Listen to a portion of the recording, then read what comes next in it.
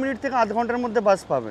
আজকে আমাদের গন্তব্য হচ্ছে নীলকণ্ঠ মহাদেবের মন্দির। এখানে রয়েছে গৌরীকুণ্ড গুপ্তকাশী ডাইরেক্ট বাস, এটা হচ্ছে যোশীমঠের বাস ডাইরেক্ট। এই গাড়িগুলো নীলকণ্ঠ মহাদেব মন্দিরের দিকে যাবে। আমি পুলিশকে জিজ্ঞাসা করেছিলাম, এই রাস্তাটা দিয়ে কিন্তু কেদারনাথ, বদ্রীনাথ, যমুনোত্রী, গঙ্গোত্রীর দিকে যায়। এখানে দ্বাদশ জ্যোতির্লিঙ্গ মহাদেব মন্দির রয়েছে। আজ সোমবার বলে ভালো ভিড় আছে। তোমাদের যদি মন্দিরের পৌরাণিক কাহিনী বলি, লেখা আছে রামঝুলা মার্গ, বৃষ্টিতে দুলছে রীতিমতো। এখানে একটা রয়েছে, এদিকে একটা রয়েছে। চলো, এসে গেছে থালি, পৌঁছে গেছি জানকী ঝুলার কাছে। যারা 21,000 টাকা করে পার হেড প্যাকেজ নিয়েছে চারধাম যাত্রার জন্য।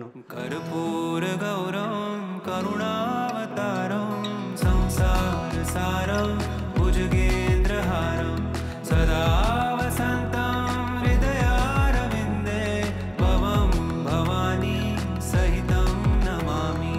কর্পূর গৌরম করুণাবতারম সংসার সারম ভুজগেন্দ্রহারম সদা বসন্তম হৃদয়ারবিন্দে ভবম ভবানী সহিতম নমামি। কর্পূর গৌরম করুণাবতারম। এটা হরিদ্বার ঋষিকেশের বাস। এই বাসের সার্ভিস কিন্তু খুব ফ্রিকুয়েন্ট, মোটামুটি প্রত্যেক 15 মিনিট থেকে আধ ঘন্টার মধ্যে বাস পাবে। এটা গভর্নমেন্ট, প্রাইভেট বাসও চলে। এইখানে হচ্ছে গভর্নমেন্ট বাস স্ট্যান্ড, তার পাশে এটা হচ্ছে প্রাইভেট বাস স্ট্যান্ড, আর তার ঠিক উল্টো দিকেই এখানে হোটেল আদার্স। আমি এখানেই রয়েছি শুধুমাত্র এই বাস স্ট্যান্ডের লোকেশানের জন্য। হোটেল আমান প্যালেস বেশ বড় হোটেল দেখছি, এদিকে হোটেল তিলক রয়েছে, এই গলির মধ্যে বোধহয় হোটেল দিগ্বিজয় রয়েছে এই জায়গাটা। হ্যালো বন্ধুরা, welcome to Rider Escape YouTube channel. আজ 28শে এপ্রিল, এখন সময় 9:11। আমি জাস্ট এই হোটেল থেকে বেরোলাম। আজকে আমাদের গন্তব্য হচ্ছে নীলকণ্ঠ মহাদেবের মন্দির। আর যদি হাতে সময় থাকে তাহলে রামঝুলা আর লক্ষ্মণ ঝুলাও তোমাদেরকে দেখাবো, বা জানকী ঝুলা। মেনলি সময় থাকে বলতে আমার এখান থেকে কালকে সকাল 4টের সময় বাস রয়েছে উত্তরকাশীর দিকে, মানে আমি নামবো ধারাসু বেন্ড যমুনোত্রী ধামের জন্য। সেই জন্য আজকে আমি একটু তাড়াতাড়ি হোটেলে ঢুকে ঘুমিয়ে পড়বো, কারণ মোটামুটি 2-2:30 নাগাদ উঠতে হবে, যদি সামনের দিকে সিট পাই তাই। আর তোমাদেরকে যদি এমনি নর্মাল ঋষিকেশের ট্যুরের কথা বলি, এখানে প্রচুর দেখার জায়গা রয়েছে, আশ্রম রয়েছে, মন্দির রয়েছে। পরে কখনো এসে তোমাদেরকে হরিদ্বার, ঋষিকেশ, দেরাদুন এই সব জায়গাগুলোকে ভালো করে ঘুরিয়ে দেখাবো। আমি সকাল 4:15-20 নাগাদ বেরিয়েছিলাম এখানে বাসের খোঁজে, বিভিন্ন জায়গার বাস কখন ছাড়ে, ভাড়া কীরকম সেটা জানার জন্য। তোমরা ওই ফুটেজগুলো দেখো, ততক্ষণ আমি শেয়ারিংয়ে নীলকণ্ঠ মহাদেব মন্দির কিভাবে যাওয়া যায় সেই ইনফরমেশানগুলো জোগাড় করি। এখন বাজে 4:28, তো চারদিকে দেখো বাস আর বাস। এই দুটো বাসই যেটা আছে যোশীমঠ অবধি যাবে এখান থেকে, তারপর ওখান থেকে শেয়ার গাড়ি বা লোকাল ট্রান্সপোর্টে করে তোমরা বদ্রীনাথ পৌঁছতে পারবে। এইখানে রয়েছে গৌরীকুণ্ড গুপ্তকাশী ডাইরেক্ট বাস। তবে তোমাদেরকে বলে রাখি, যখন যাত্রা হয় তখন কিন্তু গৌরীকুণ্ড অবধি বাস যায় না, তখন যায় সোনপ্রয়াগ অবধি। এই বাসটাও যাচ্ছে যোশীমঠ, মানে টোটাল 3টে বাস দেখলাম। আর এখানে এইটা হচ্ছে গোপেশ্বরের বাস, আর এইটা শ্রীনগরের দিকের বাস। শ্রীনগর, রুদ্রপ্রয়াগ, কর্ণপ্রয়াগ, ধারালি হয়ে দেওয়ালটা আমি কোথায় জানি না। এই যে বাস স্ট্যান্ডটা তোমাদেরকে দেখালাম, এটা হচ্ছে প্রাইভেট বাস স্ট্যান্ড। এখানে সব প্রাইভেট বাসগুলো দাঁড়ায়। এত সকালে বাইক, স্কুটি, রেন্টের দোকান, খাওয়া দাওয়ার দোকান সব খোলা। আমি কালকে এই দোকানে খেয়েছিলাম। আর এটা হচ্ছে আমার হোটেল। এখন এসেছি গভর্নমেন্ট বাস স্ট্যান্ডে। এটা হচ্ছে যোশীমঠের বাস ডাইরেক্ট, 575 টাকা ভাড়া। এটা ঋষিকেশ থেকে দিল্লি বাস সার্ভিস। এদিকে যাচ্ছে হিসার ঋষিকেশ থেকে, আর এই বাসটা যাচ্ছে দেরাদুন। এই পেছন দিকে সোজা হচ্ছে আমার হোটেল। জাস্ট এখানে অটো ধরলাম স্ট্যান্ড থেকে, 20 টাকা নেবে জানকী ঝুলা। এই রাস্তা দিয়ে কালকে ত্রিবেণী ঘাটের দিকে গেছিলাম বা ফিরে এসেছিলাম।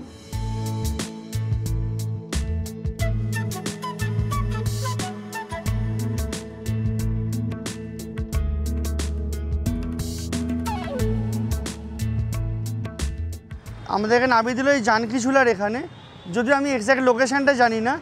এবার এখান থেকে ট্রেকার গাড়ি ধরে আমরা যাব নীলকণ্ঠ মহাদেবের মন্দির।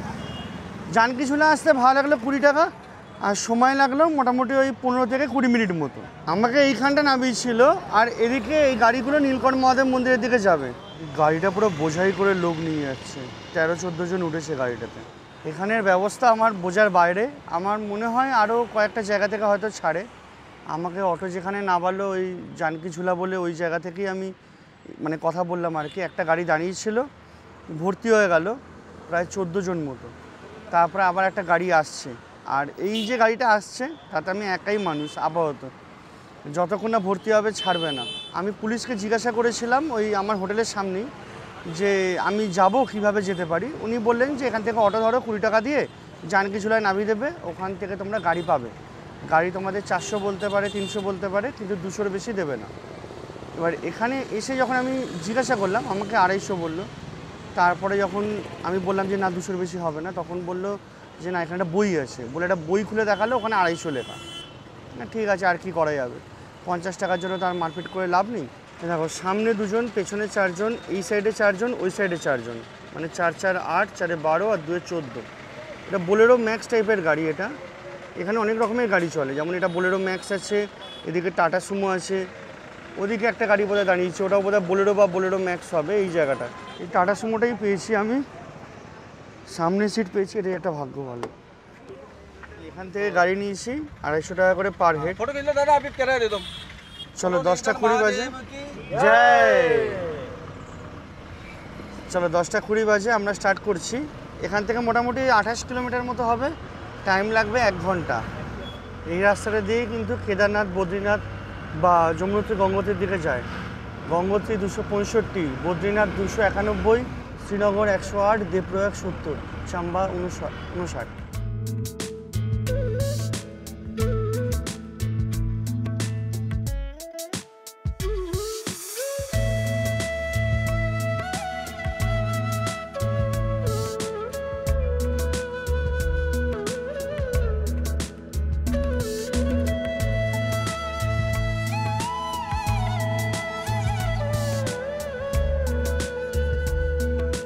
এই রাস্তাটা চলে যাচ্ছে কেদারনাথ, বদ্রীনাথের দিকে হাইওয়ে।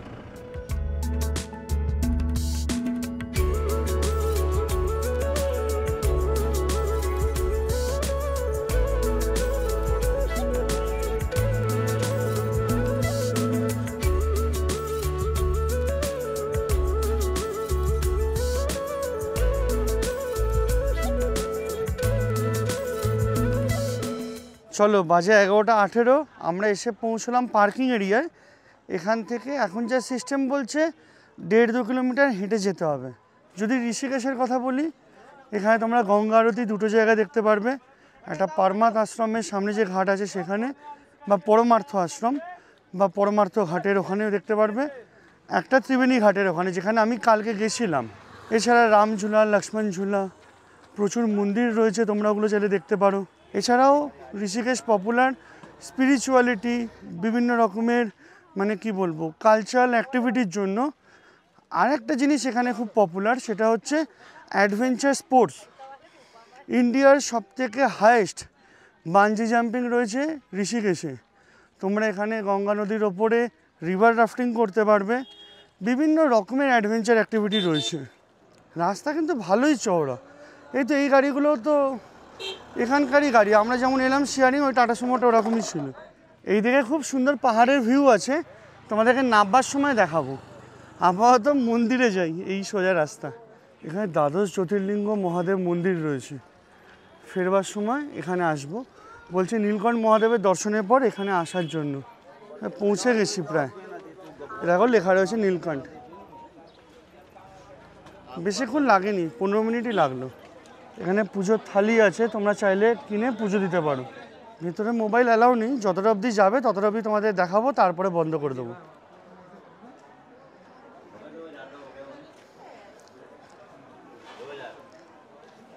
আজ সোমবার বলে ভালো ভিড় আছে, আমাদেরকে এই লাইন দিয়ে গিয়ে আবার ওই দিকে যেতে হবে।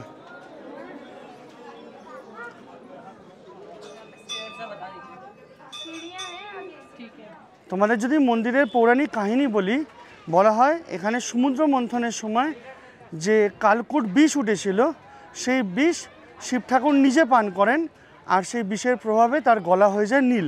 সেই জন্য শিব ঠাকুরের আরেক নাম হচ্ছে নীলকণ্ঠ। সেই কালকূট বিষের এফেক্ট বা জ্বালা কমানোর জন্য শিব ঠাকুর 60,000 বছর ধরে পঞ্চপনি গাছের তলায় বসে তপস্যা করেছিলেন। এবার সেই তপস্যা করার পর তিনি যখন কৈলাসে ফিরে যান, তখন এখানে ওনার একটা লিঙ্গ এখানে আবির্ভাব হয়, যেটা স্বয়ম্ভু। সেই লিঙ্গটাকেই এখানে পুজো করা হয়। এই মন্দিরের যে গঠন, তার মধ্যে সমুদ্র মন্থনের বিভিন্ন স্কাল্পচার রাখা রয়েছে। মন্দির প্রাঙ্গণও সুন্দর, আর মন্দিরে পুজো দেওয়ার সিস্টেমও সুন্দর। এদিকে রাস্তা দিয়ে এন্ট্রি, আর এই দিকের যে গেট আছে এখান থেকে এক্সিট হয়। ঠাকুরের দারুণ সুন্দর দর্শন হলো। এখানে ভেতরে একটা সমাধি মন্দিরও রয়েছে, যদিও বুঝতে পারিনি ওটা কার সমাধি মন্দির। আমি দর্শন করে এলাম। আর একটা হচ্ছে অখণ্ড ধূপ রয়েছে, মানে যেটা জ্বলেই আসছে কন্টিনিউ, সেটাও তোমরা দেখতে পারবে। এছাড়া একটা জায়গা থেকে দেখলাম জল পড়ছে, অনেকে চান করছে। ওটা সম্ভবত কোনো ঝর্ণার জল হবে বা হয়তো গঙ্গাজির জল হবে, ওটা আমি জানি না। তবে পরিবেশটা খুব ভালো। লাইনটা অনেকটা ঘুরিয়ে আসতে হবে, কিন্তু লাইনটা এমন না যে অনেকক্ষণ টাইম লাগবে। আমাদের কতক্ষণ 15-20 মিনিট 25 মিনিটে হয়ে গেল। আর আজকে যেহেতু সোমবারে তো অবশ্যই মহাদেবের মন্দিরে ভিড় হবে, এটা স্বাভাবিক ব্যাপার। একটাই জিনিস খারাপ লাগলো, সেটা জুতো রাখার এখানে মন্দির কমিটির তরফ থেকে কোনো ব্যবস্থা নেই। এখানে ওই যে দোকানগুলো রয়েছে, ওই দোকানেই জুতো রাখার ব্যবস্থা আছে। ইনফ্যাক্ট মন্দিরের যে লাইন দেখালাম, সেই লাইনের শেষেও একটা দুটো দোকান আছে যেখানে জুতো রাখে। এবার তোমাদের ইচ্ছে, তোমরা উপরে রাখবে নিচে রাখবে। তবে জুতো রাখলে ওরা প্রসাদ কিনতে বলবে বা জিনিসপত্র কিনতে বলবে। এবার আমি নিচে গিয়েও দেখলাম যে হয়তো আমার ভুল, আমি উপরে দোকানে রেখেছি, নিচেও সেরকমভাবে কোনো জায়গা খুঁজে পেলাম না। এই মন্দির সকাল 5টা থেকে সন্ধ্যে 6টা অবধি খোলা থাকে, আর 10:30 থেকে 11:30 অবধি ভোগ আরতি হয়। এখানে সিস্টেমটা দেখো, এখানে ছোলা নিলাম, ছোলা মাখা 20 টাকা, আর আমি পাতা করে চামচ।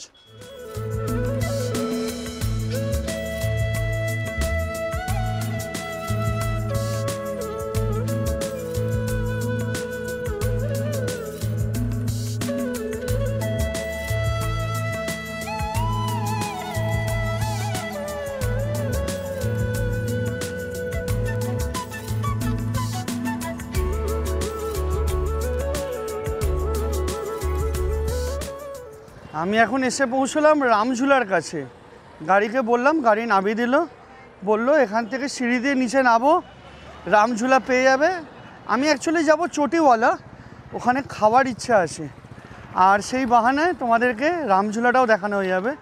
2:39 বাজে এখন। আমাকে মোটামুটি ওই 15 মিনিট আগে নামিয়েছিল। ফোনটা অত্যাধিক গরম হয়ে গেছিলো বলে একটা ওই জলের দোকানে গিয়ে বরফের ওপর রেখে একটু ঠান্ডা করেছি। আমাকে এক্স্যাক্টলি এই জায়গাটাতে নামিয়েছিল। এখান থেকে এরকম সিঁড়ি আছে, লেখা আছে রামঝুলা মার্গ। চলো,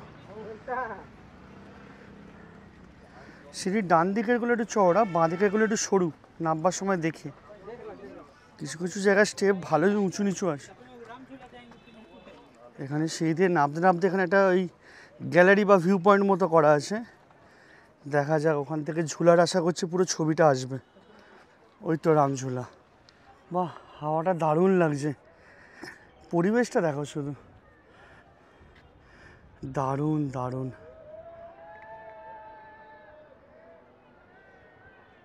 এরা সব রাফটিং করে ফিরছে, দেখো চান করছে এখানে, কি মজা না এদের। আমিও করবো পরে। আমাকে ড্রাইভার দাদা যা বললো, রামঝুলার এপার থেকেই বাস স্ট্যান্ডের দিকের ওই শেয়ার অটোগুলো পাওয়া যাবে, ওপার থেকে পাওয়া যাবে না। তার মানে আমাকে এসে আবার এই সিঁড়ি দিয়ে উঠতে হবে। এরকম 3টে ব্রিজ আছে, একটা হচ্ছে লক্ষ্মণ ঝুলা পেছনে, রামঝুলা আর জানকী ঝুলা। রামঝুলা থেকে জানকী ঝুলাটা দেখা যায়, ওটা তোমাদেরকে দেখাবো।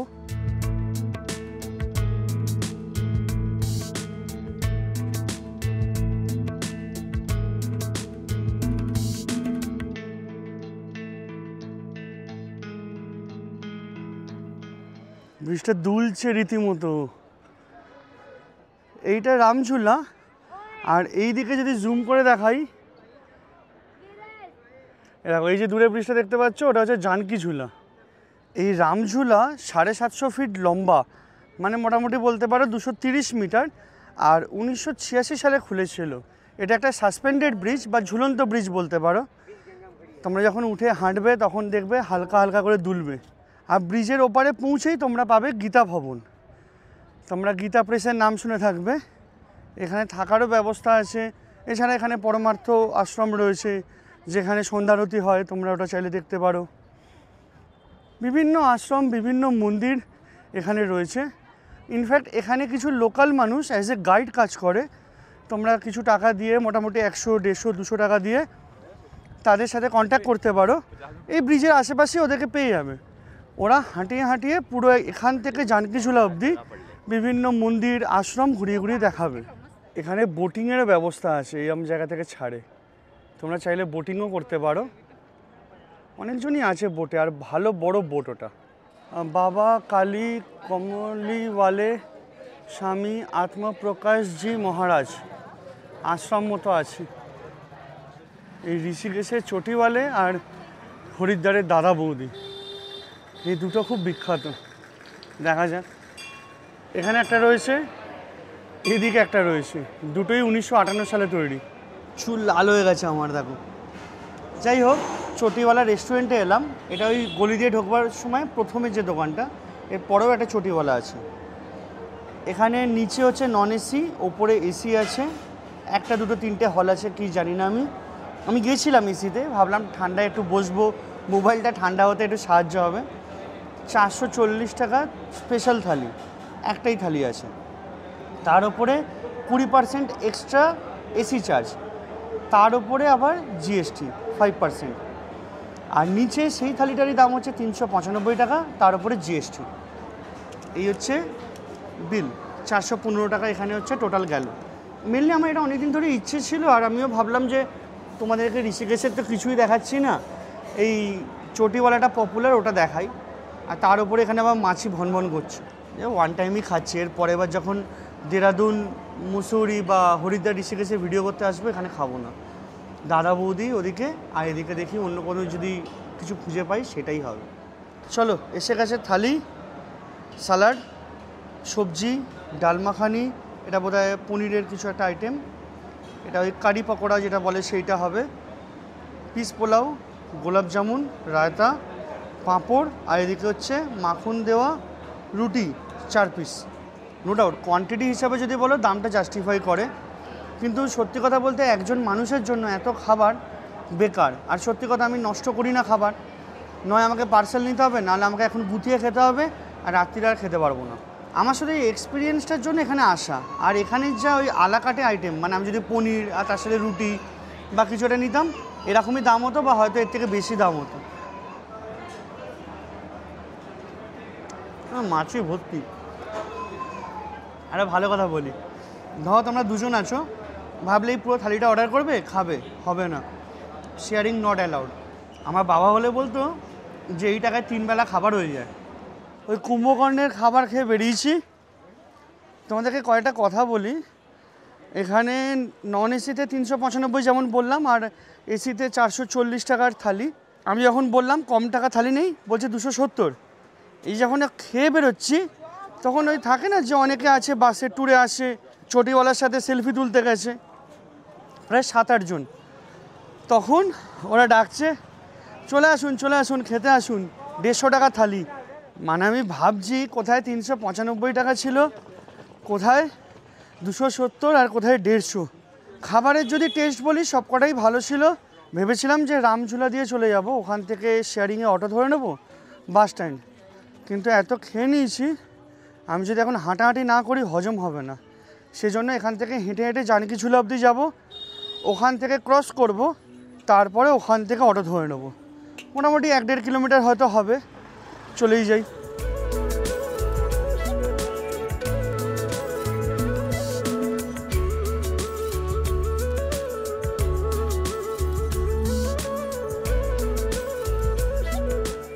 এ দেখো, পুরো গঙ্গার একদম অপোজিটেই এখানে হচ্ছে গীতা ভবন, আর এদিকে গীতা প্রেস বস্ত্র বিভাগ, এখানে জামা কাপড়, শাড়ি বিক্রি হয়।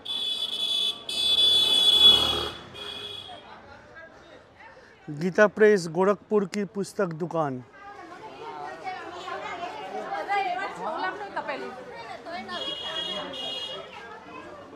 এই তো আমরা পৌঁছে গেছি পরমার্থ নিকেতন। এটা হচ্ছে ঘাট ওনাদের, আর এদিকে হচ্ছে মেন আশ্রম, তোমরা ভেতরে গিয়ে ঘুরে দেখতে পারবে।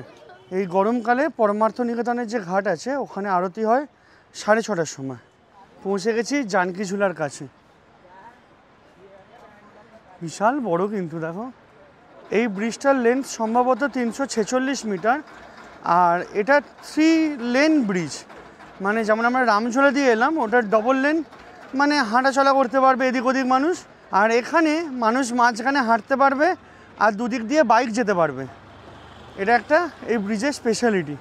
এদিকে সীতামা আর লবকুশের ছবি আঁকা রয়েছে, আর এই তলা দিয়ে যেতে হবে আমাদের, আশা করা যেতে পারে। হ্যাঁ,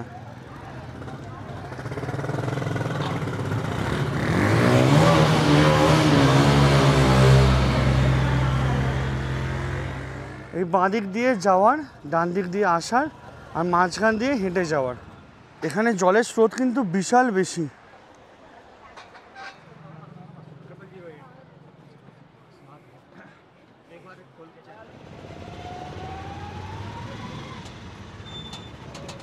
এখন বাজে 4:17।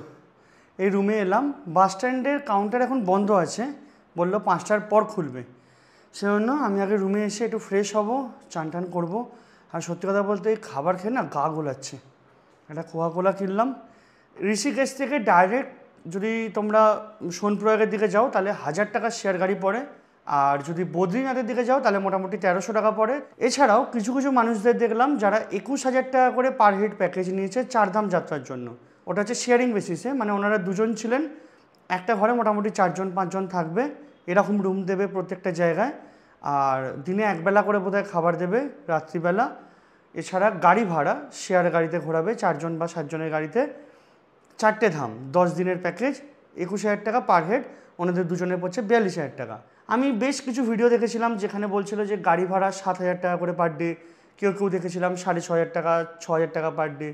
আবার অনেকের প্যাকেজও আছে 40,000 টাকা, 50,000 টাকা, 60,000 টাকার প্যাকেজও আছে। এবার যেরকম তোমাদের বাজেট। আমি যেহেতু একটুখানি কম বাজেটে ঘুরতে পছন্দ করি, যদিও লাস্ট অবধি থাকে না, তাও বাসে, হেঁটে, শেয়ার গাড়িতে বা ওই পাবলিক ট্রান্সপোর্টে যতটা সম্ভব করার চেষ্টা করি, যাতে তোমাদেরকে ওই ইনফরমেশানগুলো দিতে পারি।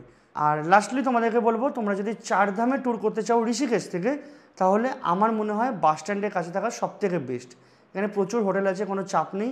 তোমরা চাইলে দূরেও থাকতে পারো, ওই জানকী ঝুলা, রামঝুলার ওখানেও আশ্রম ভবন বা হোটেল আছে, ওখানে থাকতে পারো। কিন্তু আমার পার্সোনালি মনে হয় এখানে থাকাটা বেস্ট, কারণ যেহেতু ভোরবেলা বাসগুলো ছাড়বে, ভোরবেলা তোমাদেরকে আর কোনো গাড়ি করে আসতে হবে না, ডাইরেক্ট এখান থেকে বেরোবে বাস স্ট্যান্ড।